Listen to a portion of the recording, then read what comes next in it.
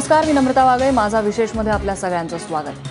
काही वर्षांपूर्वी स्वतः सेलिब्रिटी असलेला, कायम सेलिब्रिटी आणि सुंदर ललनांमध्ये वावरणारा, Kingfisher Airlines, Kingfisher Distilleries, IPL team यासारख्या गोष्टींवर वारे माप पैसा उधळणारा एक श्रीमंत उद्योगपती म्हणजे विजय मल्ल्या.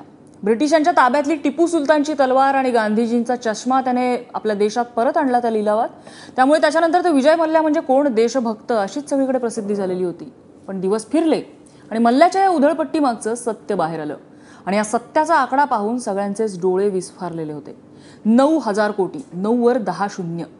देशातल्या 17 बँकांचं मल्ल्यावर असलेल्या कर्जाचा हा आकडा आहे. आणि या कर्जाची परतफेड करण्यासाठी बँकांनी दबाव आणायला सुरुवात केली आणि हा ससेमिरा चुकवण्यासाठी मल्ल्याने बँकांना चुना लावत देशातनं पळ काढला आणि लंडनला आसरा घेतला. त्यानंतर देशात सुरू झालेल्या राजकीय टीकासत्रानंतर मल्ल्याला परत आणण्याच्या हालचाली सुरू झाल्या आणि त्याला अगदी छोटंसं का होईना पण पहिलं यश आज मिळालंय. मात्र प्रश्न असा आहे की मल्ल्याला भारतात आणणार कधी? यामागे अनेक खूप मोठी आणि किचकट अशी कायदेशीर प्रक्रिया आहे आणि यावर राजकीय दबाव टाकण्याची सुद्धा गरज आहे. आणि त्याच विषयावर आपण आज चर्चा करणार आहोत. माझ्यासोबत स्टुडिओमध्ये आहेत भाजपचे प्रमुख प्रवक्ते माधव भांडारी, त्याचबरोबर विशेष सरकारी वकील ॲडव्होकेट उज्ज्वल निकम, हे देखील अति कायदेशीर बाजू आपल्याला समजावून सांगणार आहेत. माजी परराष्ट्र सचिव, परराष्ट्र मंत्रालयाचे सुधीर देवरे हे आपल्याला यामधल्या आणखीन काही गोष्टी समजावून सांगतील. त्याचप्रमाणे राष्ट्रवादी काँग्रेसचे प्रवक्ते नवाब मलिक आपल्यासोबत आहेत. मला सुरुवातीलाच जायचं आहे ॲडव्होकेट निकम यांच्याकडे. निकम सर, एकूणच कायदेशीर प्रक्रिया आज बघितली तर आज आपल्याला मिळालेलं यश हे तुम्ही कसं तोलाल?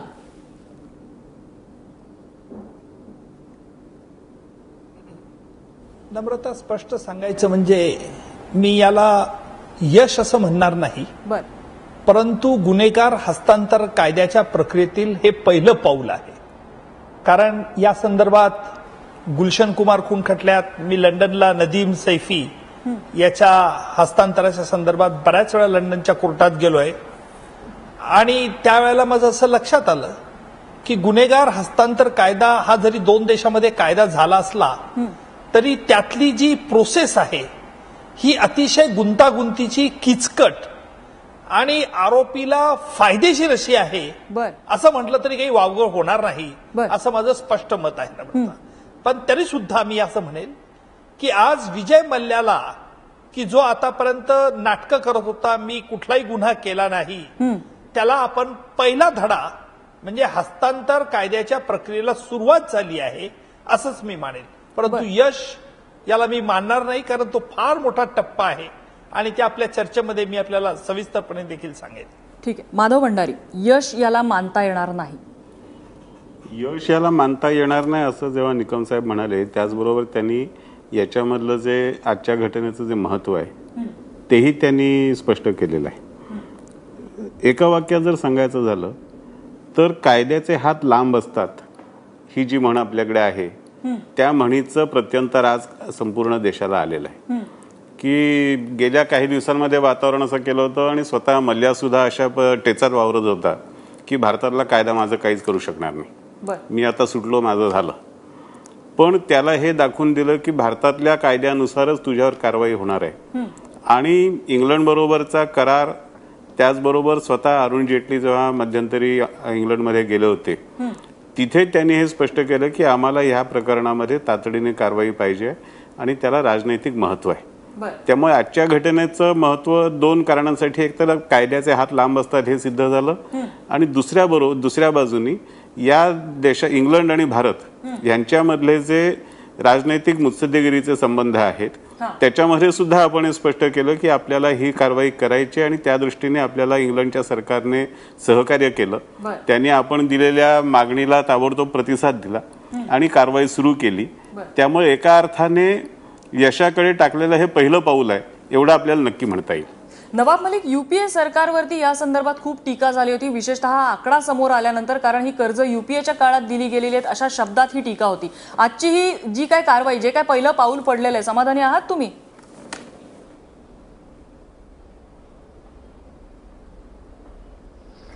असं आहे, UPAच्या काळात तुम्ही जे म्हणताय कर्ज देण्यात आलेलं आहे. कर्ज देणारी जी संस्था आहे ते बँक आहे.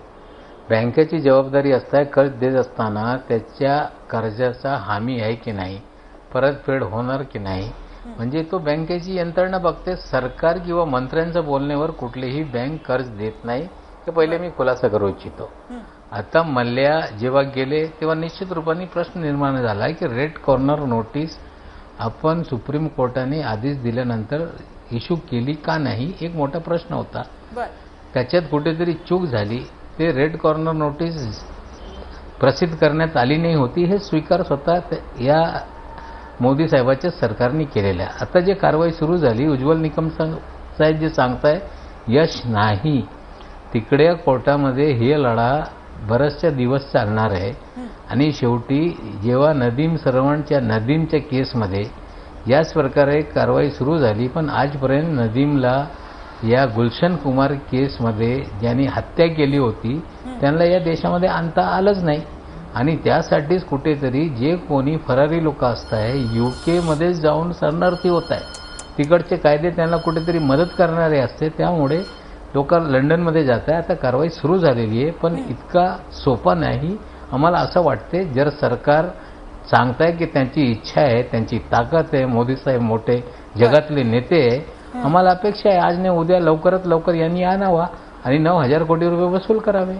ठीक आहे. आपल्यासोबत सुधीर देवरे आहेत, माजी परराष्ट्र सचिव. देवरे सर, हे आपल्याकडे म्हणजे आपण अगदी कॉमन बघितलेलं आहे की गुन्हेगार हा आपल्याकडनं उठतो आणि कुठच्या तरी एका युरोपियन देशामध्ये ज्याच्यासोबत आपली ट्रीटी नाही किंवा असे क्लिष्ट क्लॉजेस आहेत अशा ठिकाणी, पोर्तुगाल असेल किंवा ब्रिटन असेल, अशा ठिकाणी जाऊन बसतो आणि त्यानंतर त्याला परत आणण्याची प्रक्रिया ही खूपच अवघड होऊन बसलेली असते. वर्षानुवर्ष ती चालत असते.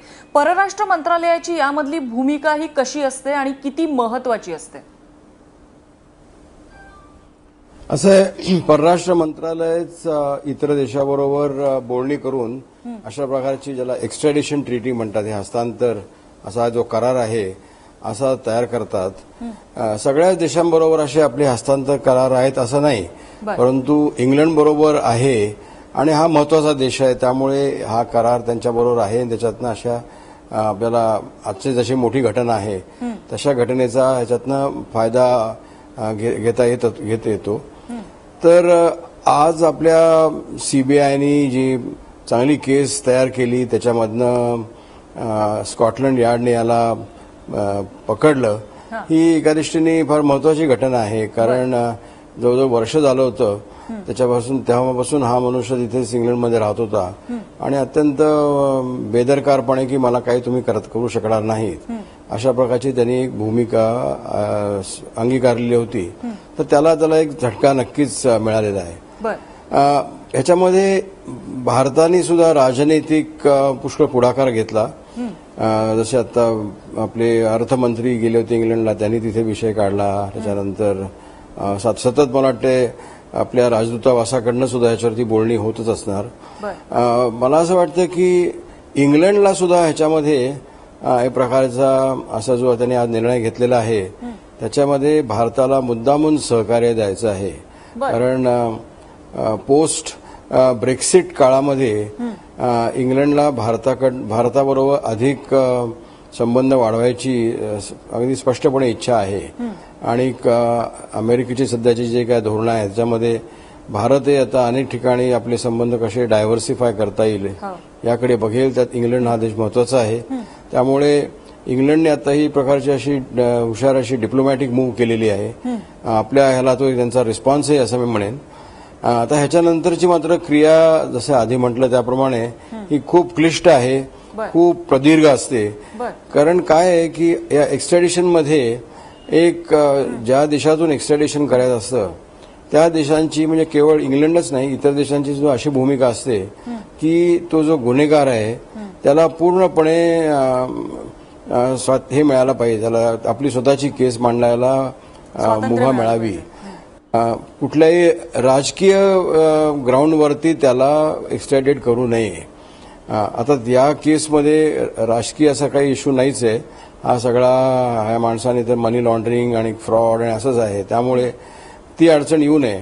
परंतु एक्स्ट्रॅडिशन मधला हा एक मोठा प्रश्न असल्यामुळे नेहमी एक्स्ट्रॅडिशनची क्रिया खूप खूप चालत राहते. हा एक महत्वाचा मुद्दा तुम्ही या ठिकाणी मांडलेला आहे की जसं आपल्याला कायदेशीर बाबी याच्यात पूर्ण करायच्या त्याचप्रमाणे मला वाटतं माधव भंडारी सुद्धा लक्ष देऊन ऐकत असतील की राजनैतिक मुत्सद्देगिरी ज्याला म्हणतात डिप्लोमसी, त्या डिप्लोमसीचा सुद्धा एक महत्वाचा भाग आहे. त्यामुळे सरकारची जबाबदारी अजून कुठेही संपलेली नाहीये. माधव भंडारी, सरकारची जबाबदारी संपलेली नाहीच आहे. सरकारची जबाबदारी आता सुरू झाली असं आपण म्हणू शकू. पण दुसरा त्यातला भाग ज्याला सुरुवातीला मी उल्लेख केला होता आणि आता देवरे साहेबांनी सुद्धा ते अधिक स्पष्ट केलं की या सगळ्या घडामोडींच्या मागे सरकारने वापरलेल्या राजनीतिक मुत्सद्देगिरीचा, डिप्लोमसीचा वाटा निश्चित आहे. आणि इंग्लंडला सुद्धा आज आपल्याबरोबर संबंध चांगले ठेवण्याची किंवा वाढवण्याची आज गरज आहे. इंग्लंड समोर ब्रेक्झिटमुळे आणि आणखीन अनेक कारणांमुळे वेगवेगळी आव्हानं निर्माण झालेली आहेत. त्यातच इंग्लंडच्या पार्लमेंटच्या निवडणुका सुद्धा आता होऊ घातलेल्या आहेत. इंग्लंडमध्ये भारतीय वंशाच्या मतदारांची संख्या ही दुर्लक्ष करण्यासारखी नाही. निकालांवरती परिणाम करण्या इतकी ताकद ही त्या ठिकाणी भारतीय वंशसमूहाची आहे. हे सगळे मुद्दे लक्षात घेतल्यानंतर आणि इंग्लंडच्या अर्थव्यवस्थेच्या दृष्टीने सुद्धा भारताची गरज ही इंग्लंडला तेवढीच आहे जेवढी भारताला इंग्लंडची गरज आहे. तेवढीच किंवा कदाचित त्यापेक्षा थोडी जास्त गरज आज इंग्लंडला भारताबरोबरच्या चांगल्या संबंधांची आहे. आणि ही संधी हे संबंध अधिक चांगले मिळवण्यासाठी, संबंध वाढवण्यासाठी ही संधी इंग्लंड सोडेल अशी शक्यता कमी आहे. आणि त्यामुळे या सगळ्या घडामोडी ह्या वेगाने घडलेल्या आपल्याला बघायला मिळतं आणि वेगाने घडतातच आहेत. कारण आपण ह्याचा जो हस्तांतरणाचं पत्र सरकारला, इंग्लंड सरकारला दिलं त्यानंतर वर्षाच्या आत ह्या सगळ्या कारवाया सुरू झाल्या आहेत. अरुण जेटलींच्या भेटीनंतरही त्याला चालना मिळालेली आहे. त्यामुळे ह्या प्रक्रिया वेगाने होऊ शकतील अशी सध्याची परिस्थिती आहे. उज्ज्वल निकम, आता माधव भंडारीने एक शब्द वापरला की प्रक्रिया वेगाने सुरू आहे. खरंच ही वेगाने सुरू आहे का? आणि दुसरा मुद्दा यातला म्हणजे अटक झाल्यानंतर लगेचच जामीन मिळणं, याचा या गोष्टीवर कसा परिणाम होऊ शकतो? नम्रता, मी दोन बाबीचा स्पष्ट खुलासा करू इच्छितो. कारण असं आहे की गुलशन कुमारच्या, नदीमच्या हस्तांतराच्या या प्रक्रियेमध्ये मी पूर्णपणे जवळून ते काम पाहिलेलं आहे. लंडनला गेलोय. त्याचप्रमाणे अबू सालेमला पोर्तुगीला आणण्यामध्ये देखील सगळ्या प्रक्रियेमध्ये मला माहित आहे. आता आपण थोडंसं राजकारण बाजूला ठेवलं पाहिजे. अतिशय उघड्या डोळ्यांनी आणि कुठलंही रोजी पिक्चर कोणापुढेही नको हे माझं वस्तुस्थिती सांगतो. आणि स्पष्टपणे सांगायचं म्हणजे की ज्या वेळेला दोन देशांमध्ये गुन्हेगार हस्तांतरचा कायदा होतो किंवा ट्रिटी होते, ज्याला आपण करार असं म्हणूया, असं होतं, तेव्हा त्यातली पहिली अट अशी असते की आपल्या नागरिकाने जर परदेशामध्ये आश्रय घेतला असेल, राहिला असेल गुन्हा करून, तर आपल्या देशातील सक्षम न्यायालयाने त्याच्याविरुद्ध नॉन बेलेबल वॉरंट काढावं लागतं. हे अजामीनपत्र याच्याबद्दल, मल्ल्याबद्दल काढलं होतं मुंबईच्या न्यायालयाने. आणि ते बजावण्याची जबाबदारी ही इंटरपोलवरती असते. आणि इंटरपोल म्हणजे इंग्लंडमधील ब्रिटिश पोलीस. ब्रिटिश पोलिसांनी हे विजय मल्ल्यावरती बजावलं. आता इथून जी होते पुढची प्रक्रिया ही पूर्णतः न्यायालयीन प्रक्रिया असते. त्यात निश्चितपणे राजकीय मुत्सद्देगिरीचा काही सहभाग असतो की नाही याच्याविषयी मी फार साशंक आहे. कारण असं आहे की ब्रिटिश न्यायालय हे स्वतंत्र न्यायालय आपल्या लोकशाहीप्रमाणे. आणि आता एकदा आम्ही ब्रिटिश कोर्टामध्ये ही केस प्रेझेंट केलेली आहे, म्हणजे आपली प्रॉसिक्युटिंग एजन्सी म्हणजे भारताची, म्हणजे जी ब्रिटिश कोर्टाची असते, ब्रिटिश गव्हर्नमेंटची आहे, क्राऊन प्रॉसिक्युशन सर्व्हिस, त्यांनी केस ती प्रेझेंट केली आहे. पण याही पुढची प्रक्रिया एवढी कठीण असते की आम्ही जो पुरावा गोळा केलेला आहे आमच्या तपास यंत्रणेने विजय मल्ल्याबद्दल, तर हा पुरावा ब्रिटिश कायद्यानुसार टिकणारा आहे का, प्रायमा फेसी एव्हिडन्स आहे का, याची चाचपणी ब्रिटिश न्यायालय करतं. तिथे ब्रिटिश गव्हर्नमेंट करत नाही. हा पहिला भाग. आणि ब्रिटिश न्यायालयाला जर आढळून आलं की त्यांच्या कायद्याप्रमाणे आपण गोळा केलेला पुरावा हा प्राथमिक एव्हिडन्स नाही, तर ते एक्स्ट्रॅडिट करत नाही. हे मी नदीम सैफीच्या केसवरून सांगतो. दुसरा महत्वाचा यातील भाग असा आहे की आज आपल्याला हे अतिशय हास्यास्पद असं वाटतं की आमचा नागरिक मल्ल्या आमच्या इथे गुन्हा केलेला आहे आणि तो तुम्ही तुमच्या कायद्यानुसार कसं काय तपासतात. म्हणजे उदाहरणार्थ द्यायचं म्हणजे मी नदीमच्या याच्यामध्ये नेहमी उदाहरण देत असतो की आमच्या इथे मृत्यूपूर्व जबाब भारतीय कायद्यानुसार हा ऍडमिसिबल आहे, ग्राह्य धरला जातो. ब्रिटिश कायद्यानुसार तो ऍडमिसिबल नाही. ज्यावेळेला आम्ही लंडनमध्ये गेलो होतो, मी स्वतः होतो, क्राऊन प्रॉसिक्युशनची बॅरिस्टरची चर्चा केली की नदीमच्या विरुद्ध हा पुरावा आहे, मृत्यूपूर्व जबाब एका साक्षीदाराचा. ते म्हणाले ब्रिटिश कायद्यानुसार ग्राह्य नाही. अरे शेवटी तो आमच्याच देशात त्या चालणार आहे ना. आणि म्हणून या गुन्हेगार हस्तांतरच्या करारामध्ये फार बदल करणं आज आवश्यक आहे. आपल्याला समाधान एवढंच आज वाटतं की त्याच्या विरुद्ध त्याला अटक झाली, तो जामिनावर सुटला. म्हणून ही पुढची जी प्रक्रिया आहे या तपास यंत्रणेला अधिक दक्ष राहावं लागणार आहे. भारतीय तपास यंत्रणेला त्यांना पटवून द्यावं लागणार आहे क्राऊन प्रॉसिक्युशन सर्व्हिसमध्ये की तुमच्या कायद्यानुसार देखील आम्ही याच्या मल्ल्याच्या विरुद्ध जो गोळा केलेला पुरावा आहे हा कायदेशीर सकृतदर्शनी पुरावा कसा ग्राह्य धरला जातो ही पटवून देण्याची नैतिक जबाबदारी आपली राहणार आहे. उज्ज्वल निकमजी, मला यामध्ये एक गोष्ट समजून घ्यायची. आपण जर थोडंसं रिवाइंड केलं या घटनेला तर मुळात मल्ल्या पळाला भारतामधून, त्याच्या आधी ज्या काही घटना घडत होत्या त्याला रेड कॉर्नर नोटीस जारी करणं किंवा नॉन बेलेबल वॉरंट त्याच्या नावाचा निघणं किंवा अशा काही गोष्टी, ज्या वेळेला उघड झालं होतं की 9,000 कोटीचा चुना ह्या माणसाने लावलेला आहे, त्यावेळी ज्या वेगाने चक्र फिरणं आवश्यक होतं त्या वेगाने फिरली नाहीत म्हणून आज ही वेळ आली. नाही, हे बघा, 9 कोटीचा गुन्हा त्याने केलेला आहे. रेड कॉर्नर नोटीस हे काही सरकार काढत नसतं.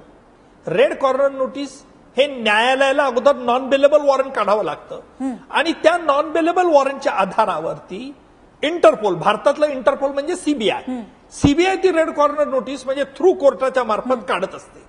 म्हणजे ही काढण्याची जबाबदारी जी आहे ही तपास यंत्रणेची असते. आता याच्यात पहिला प्रश्न, विजय ह्या मल्ल्याच्या विरुद्ध तपास यंत्रणेने केव्हा रेड कॉर्नर नोटीससाठी अर्ज केला हा मूलभूत प्रश्न आहे. तो पळाल्यानंतर का पळाल्याच्या अगोदर हा भाग आहे. आणि कर्ज बुडवणं लक्षात घेतलं पाहिजे. आपण अगदी स्पष्टपणे सांगू, आज त्याने 9,000 कोटी किंवा 10,000 कोटी हा भाग नाहीये.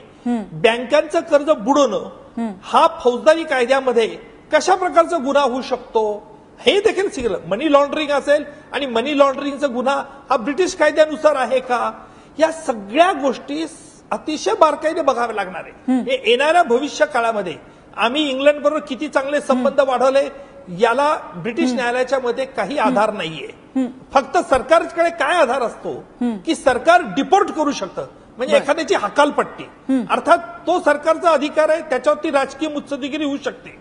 परंतु याच्या बाबतीत तसं होऊ शकत नव्हतं हकालपट्टी, कारण ब्रिटिश गव्हर्नमेंटने आपला तर प्रत्यार्पण करणार आहे. आणि म्हणून मी नेहमीच म्हणत असतो, मी जे मध्यंतरी न्यूयॉर्कला गेलो होतो इंटरनॅशनल काउंटर टेररिझम कॉन्फरन्समध्ये, मी हाच मुद्दा मांडला की तुम्ही गुन्हेगार हस्तांतर करार करता तो एवढी यामागची जी प्रोसेस आहे उज्ज्वल निकमजी, यामागची प्रोसेस जी आहे ती थोडीशी समजावून घ्यायचा प्रयत्न करते की लंडनला पळण्याआधी आपण काय करू शकत होतो. पासपोर्ट फ्रीज करू शकत होता का, किंवा त्याच्याबद्दल वॉरंट काढून त्या माणसाला आपण तिथल्या तिथे फ्रीज करू शकू, म्हणजे स्थानबद्ध ज्याला करणं असं म्हणतो ते स्थानबद्ध करू शकलो असतो. नेमकं करू काय शकलो असतो आपण, आणि सरकारचा त्यामध्ये कसा रोल असता. नाही, याच्यात अगदी नम्रता, हे अगदी प्रश्न तुमचा बरोबर आहे. परंतु हे तपास यंत्रणेने सरकारला सावध करावं लागतं. तपास यंत्रणेची जबाबदारी आहे की एवढा याने हा फ्रॉड केलाय, हा फरार होण्याची शक्यता. आपण या केसमध्ये, मल्ल्याच्या केसमध्ये बघा, या सगळ्या बँका नंतर सुप्रीम कोर्टात धावल्या.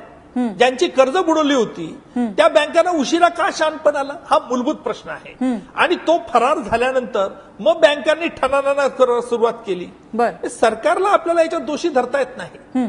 सरकारकडे प्रश्न, सरकार कोणाच्याही स्वातंत्र्यावरती गदा आणू शकत नाही अकारण. सरकारला हे पटवून द्यावं लागतं.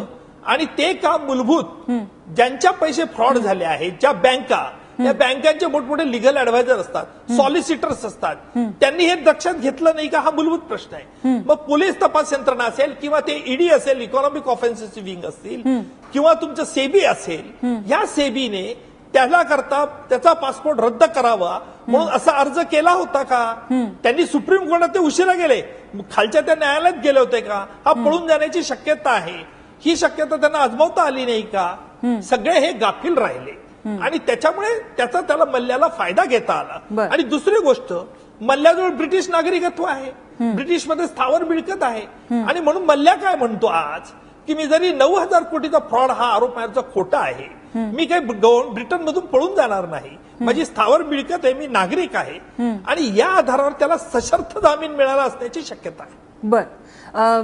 नवाब मलिक, माझा आता यावरूनच तुम्हाला प्रश्न आहे की ज्या वेळेला मल्ल्या भारतातून पळून गेलेला होता त्यावेळेला विरोधी पक्षात असलेले तुम्ही आणि तुमचे सहकारी पक्ष या सगळ्यांनी सरकारवरती खूप आरडाओरडा केलेला होता की जर युपीए सरकारवरती ज्या पद्धतीने आरोप केलेत, मात्र मल्ल्या जर पळालेला आहे बाहेरच्या देशात तर तो या सरकारचाच दोष आहे, त्याच्यावर लक्ष ठेवता आलं नाही का, वगैरे वगैरे शब्दांमध्ये. आता काय सांगाल तुम्ही या प्रसंगी? उज्ज्वल निकमनी तर बँकांकडेच बोट दाखवलेलं आहे.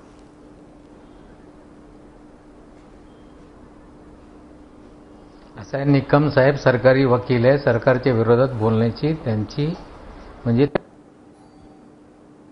अखत्यारीत आहे. सीबीआय डायरेक्ट पीएमओ हँडल करते. आरोप चुकीचा आहे. विजय मल्ल्याचे 9,000 कोटी रुपये बुडालेले. मलिक साहेब ऐका, तुम्ही तो आरोप मागे घ्या अगोदर. सरकारच्या मलिक साहेब तुम्ही जरा ऐका, मी काही सरकारचा नोकर नाही किंवा सरकारचा प्रवक्ता नाही. मी स्पेशल पब्लिक प्रॉसिक्युटर आहे. लोकांची विनंती आणि तुमची विनंती काही सरकारी वकील एखाद्या खटल्या द्यावं, त्यामुळे सरकारला गोड वाटेल व सरकारी वकील म्हणजे स्पेशल पब्लिक प्रोसिक्युटर. सरकारी वकील म्हणजे काही सरकारचा नोकर नसतो आणि म्हणून मी स्पष्टपणे चॅनलवर येऊ शकतो, तुम्हाला उत्तर देऊ शकतो. मग ते भंडारी साहेब असोत की नवाब मलिक असोत, मला काही सोयरसूतक नाहीये. नवाब मलिक,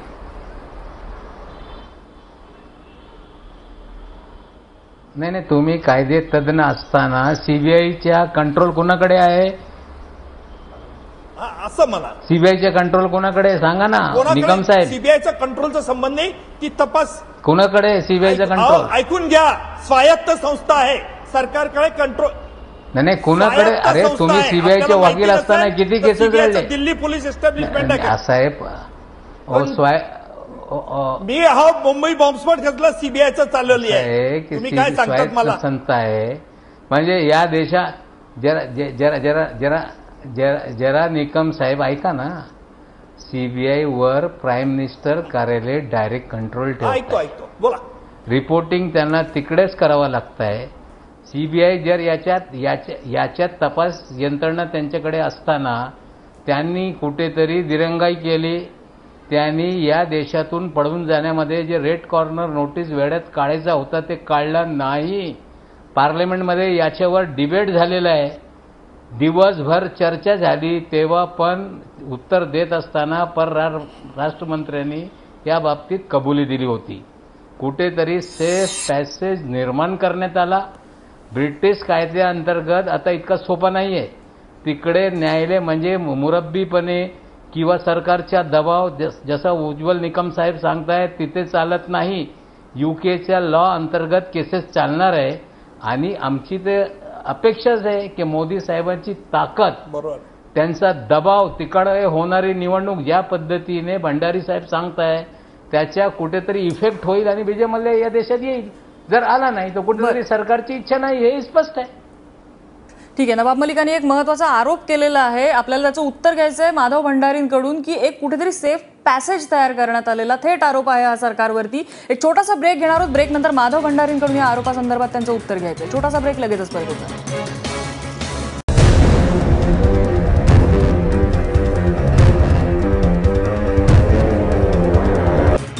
ब्रेक नंतर आपलं स्वागत. तुम्ही पाहताय एबीपी माझा. ब्रेक पूर्वी आपली चर्चा सुरू होती ज्यामध्ये नवाब मलिक यांनी थेट आरोप केलेला आहे की मल्ल्याला भारताबाहेर पळून जाण्यासाठी एक सेफ पॅसेज तयार केला. माधव भंडारींकडनं आपल्याला उत्तर घ्यायचं, मात्र तत्पूर्वी मी सुधीर देवरेंकडे जाते.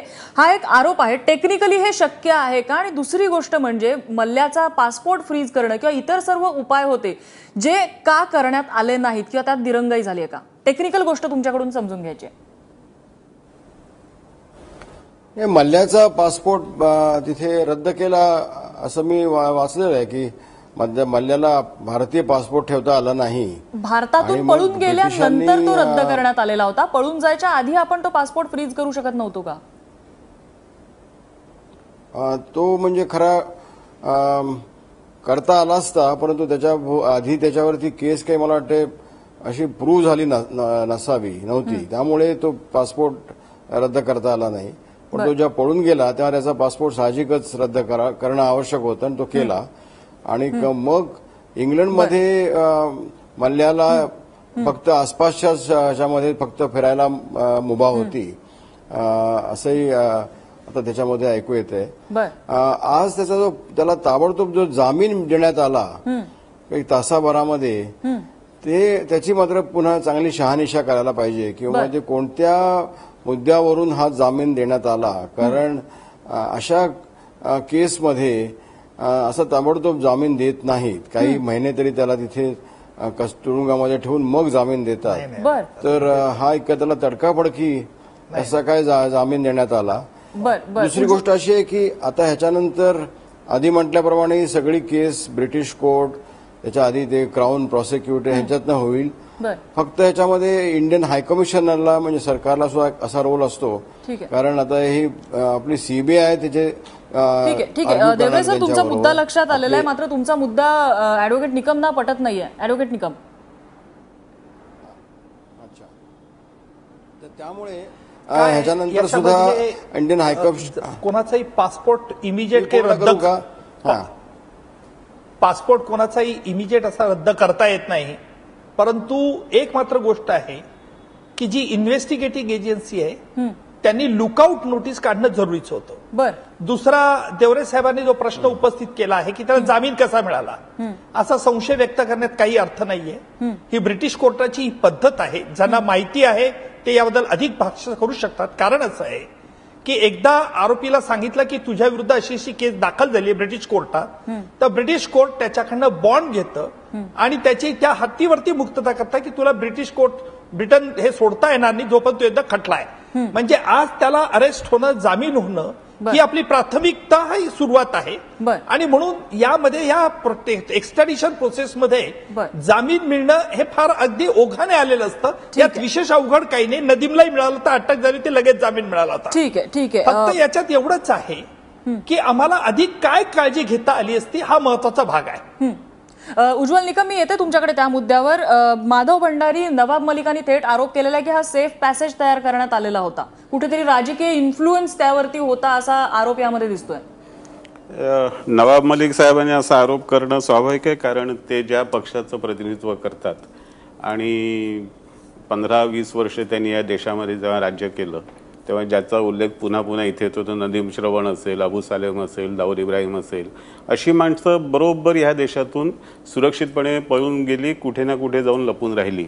आणि त्यामुळे अशा तऱ्हेचा सेफ पॅसेज हस्तक्षेप करून, राजकीय हस्तक्षेप करून करता येतो, हा अनुभव त्यांच्या पदरी असल्यामुळे त्यांनी हा आरोप केला असावा. पण ह्या आरोपात काही तथ्य नाही. कारण मल्ल्याच्या बद्दल या सगळ्या मल्ल्याच्या प्रकरणात ह्या बँकांची भूमिका नेमकी काय राहिली आहे याची चर्चा आणि तपास अधिक व्यापक होण्याची गरज आहे. कारण या वेळेला जेव्हा बँका न्यायालयात गेल्या, महत्वाचा असा आहे बँकांची भूमिका तुम्ही सांगितलं तर आता ह्या पासपोर्टच्याच बद्दल सांगतो मी, पासपोर्टच्याच बद्दल सांगतोय. हा, तोही मुद्दा आहे. आणि तिथे मलिक साहेब परत म्हणतात की बँका ह्या स्वायत्त आहेत, त्याच्यामध्ये काही कोणी हस्तक्षेप करत नाही. सीबीआय बद्दल सुद्धा नवाब मलिकांनी आता म्हटलं की सीबीआय वरती पंतप्रधानांचं नियंत्रण असतं. पण जेव्हा हे सत्तेत होते तेव्हा ते सांगत होते की सीबीआय हे स्वायत्त आहे. त्यामुळे त्यांचं सत्तेत असताना सत्तेत नसताना वेगळ्या भूमिका घेत आहेत. पण मल्ल्याला ही जी 9,000 कोटीची कर्ज मिळाली ती राजकीय हस्तक्षेपाशिवाय, राजकीय दबावाशिवाय मिळालेली नाहीत. याची चर्चा अनेकदा झालेली आहे आणि अनेक कर्जही त्याला राजकीय दबावामुळे मिळाली हे सुद्धा समोर आलेलं आहे. त्यामुळे हे नाकारण्यात अर्थ नाही. आणि मल्ल्याचे आणि काँग्रेसचे संबंध जे होते ते युपीए खासदार होते आणि युपीए मध्येच बसत होते. त्यामुळे या सगळ्या गोष्टी एकत्र लक्षात घेऊनच त्याचा विचार करावा लागेल. आणि त्याचा पासपोर्ट जप्त करण्याचा जो मुद्दा आहे म्हणजे थोडक्यात राजकीय वरदहस्त म्हणूनच तर त्याला हे सगळं मिळालं. आणि या बँकांनी 9 वेळा कोर्टामध्ये अर्ज केले त्याच्या पासपोर्ट जप्त करण्यासंबंधी. पण ते करताना सुद्धा त्यांनी अशा खुबीने केले की दर वेळेला कोर्टाने ते अर्ज फेटाळले. आणि या संधीचा फायदा घेऊन तो बाहेर जाऊ शकला. आणि ती संधी त्याला बँकांनी का मिळवून दिली याची उत्तरं त्या बँकांच्या अधिकाऱ्यांकडून मिळवली पाहिजेत. पण याच्यामध्ये आपण बँकांनाच गुन्हेगार ठरवायचं की जी इन्व्हेस्टिगेटिंग एजन्सी आहे तिचा सुद्धा यामध्ये रोल आहे? इन्व्हेस्टिगेटिंग एजन्सीचा जर याच्यामध्ये रोल असेल तर तोही बाहेर आला पाहिजे. आणि त्याच्यामध्ये जर कोणी त्याला मदत केली असेल, इन्व्हेस्टिगेटिंग एजन्सी सरकारला विश्वासात न घेता ही कारवाई करत असेल. नाही, हे सगळं म्हणूनच सांगितलं ना की इन्व्हेस्टिगेटिव्ह एजन्सीचा याच्यामध्ये भूमिका कधी येते तर जेव्हा त्याचे गुन्हे दाखल होतात, त्याच्याबद्दल तक्रारी दाखल होतात, त्याचा तपास सुरू होतो, तिथपासून त्या यंत्रणांची जबाबदारी येते. पण त्याच्या आधी जर बँकांनी काही चलाखी करून त्याला मदत केली असेल आणि ती मदत केलेली आहे हे दिसतंय. ज्या पद्धतीने ही कर्ज त्याला दिली गेली, कुठल्याही प्रकारची कोलॅटरल सिक्युरिटी नाही, कुठल्याही प्रकारचे अनेक प्रकारचे म्हणजे सामान्य माणसाला 5 लाखाचं कर्ज मिळतं. नवाब मलिकांना काही मुद्दा मांडायचा. नवाब मलिक थेट आरोप केलेला आहे राजकीय वरदहस्ताचा.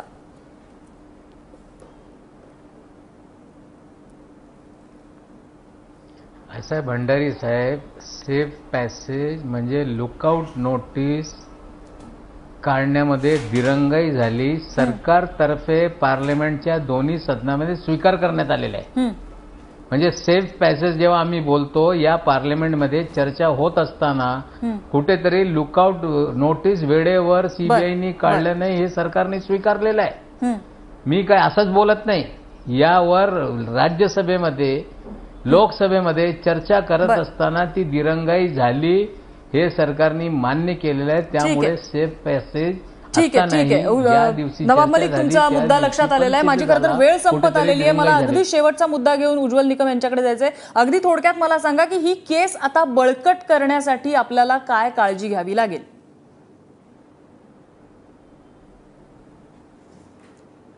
अर्थात तपास यंत्रणेने माझा सल्ला घेतला तर मी जरूर सांगेन, परंतु त्याही विनोदाचा भाग जरी सोडला तरी मलिक साहेब आणि भंडारी साहेब दोघेही राजकीय मुत्सद्दी आहेत. आणि मी जेव्हा कायद्याचं विवेचन करत असतो त्यावेळेला कायद्याचा विद्यार्थी असतो. त्यामुळे माझी मतं कदाचित सरकारच्या बाजूने असतील, सरकारच्या विरोधात असतील, त्याचं मला सोयरसुद्धा कधी नसतं. पहिला भाग, ही केस बळकट करण्याकरता जो मनी लॉन्ड्रिंगची केस मल्ल्याच्या विरुद्ध आहे त्यातील त्या तरतुदी काही, सगळ्यात नाही, परंतु काही गुन्हे जे विजय मल्ल्याने केलेले आहेत हे गुन्हे ब्रिटिश कायद्यानुसार फौजदारी स्वरूपाचे कसे मोडतात, कशा रीतीने ब्रिटिश कायद्यानुसार सकृत पुरावा हा होतो, एवढा आपल्याला ही लिटमस टेस्ट पास करावी लागते. आणि ही लिटमस टेस्ट पास करणं फार कठीण असतं आणि म्हणून तपास यंत्रणेने वादविवाद न करता याच्यात अधिक लक्ष घालणं जरुरीचं आहे. अत्यंत हा महत्वाचा मुद्दा तुम्ही मांडलेला आहे. त्यामुळे सरतेशेवटी एवढंच सांगावं असं वाटतं की पहिलं पाऊल उचललेलं आहे, त्यात थोडंसं यश जरी मिळालेलं असतं त्याला यश म्हणता येणार नाहीये. त्यामुळे हुरळून जाता कामा नये. अत्यंत विचारपूर्वक ब्रिटिश कायद्यात बसणारी अशी ही केस सुरक्षा यंत्रणांना सुद्धा बनवावी लागणार आहे. आणि लवकरात लवकर जर मल्ल्याला परत आणलं तर त्या 9,000 कोटींचा कदाचित हिशोब लागू शकतो कुठेतरी. ही एक छोटीशी आशा या निमित्ताने निर्माण झालेली आहे. या चर्चेसाठी सर्व मान्यवरांनी आपल्याला वेळ दिला त्याबद्दल त्यांचे आभार. माझा विशेषमध्ये इथेच थांबतोय. बघत रहा एबीपी माझा.